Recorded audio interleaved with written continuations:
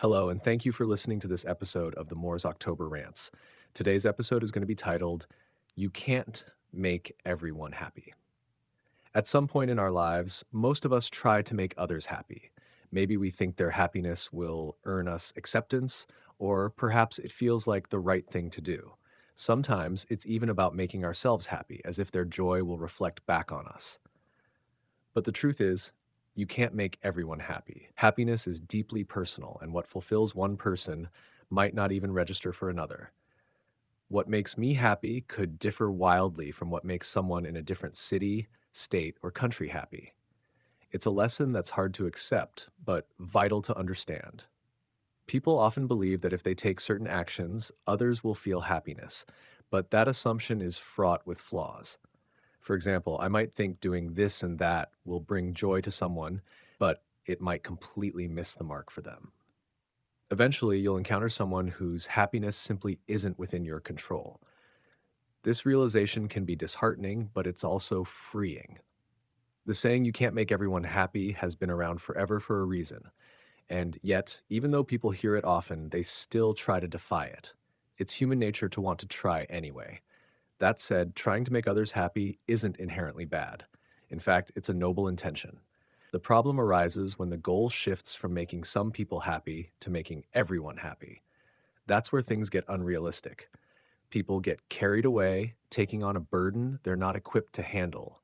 And honestly, think about the pressure of constantly trying to ensure universal happiness. If it were somehow possible to make everyone happy, imagine how exhausting and unsustainable that responsibility would be.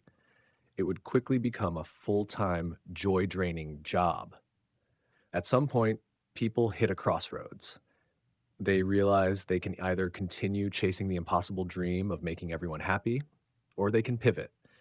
The more logical choice is to focus on balancing their own happiness with that of the people they truly care about. It's about shifting from an all-encompassing pursuit to a more manageable, meaningful approach. Balance is the key, making a few people happy, nurturing your own joy, and letting go of the unrealistic goal of pleasing everyone. Happiness is also deeply subjective. What lights someone up might not mean anything to another person. For example, imagine someone obsessed with anime. They might attend conventions, collect merchandise, or even travel to Japan, the birthplace of anime. To them, sharing their passion might feel like a surefire way to spread joy. But if you're not into anime, their efforts might fall flat. This projection of personal happiness onto others happens all the time, often with the best of intentions. It's a common mistake, assuming that what brings us joy will bring others the same. I've learned not to push my own sources of happiness onto others. For instance, I enjoy spending time on my laptop, chatting with friends, scrolling through Reddit, or watching YouTube. Someone else might prefer being outdoors, walking their dog, riding a bike, or playing soccer. While I respect their interests, they don't align with mine, just as my hobbies might not resonate with them. Recognizing this difference is essential to forming healthy relationships. Another pitfall people fall into is believing that certain life choices will automatically lead to happiness. Society often perpetuates this idea. If you go to this college, buy that house, date this person, or live in this city, then you'll be happy. But happiness isn't that formulaic. People generalize from their own experiences, projecting their happiness or unhappiness onto others. It's a misguided attempt to simplify something that is inherently complex and personal. I've seen this play out in various ways. For example, on a Dr. Phil episode, a man argued that men could only be happy if they followed a specific path, having a family, setting traditional goals, and contributing to society in a specific way. His perspective struck me as narrow-minded. What if a man doesn't want kids or a family? What if his goals don't align with societal expectations?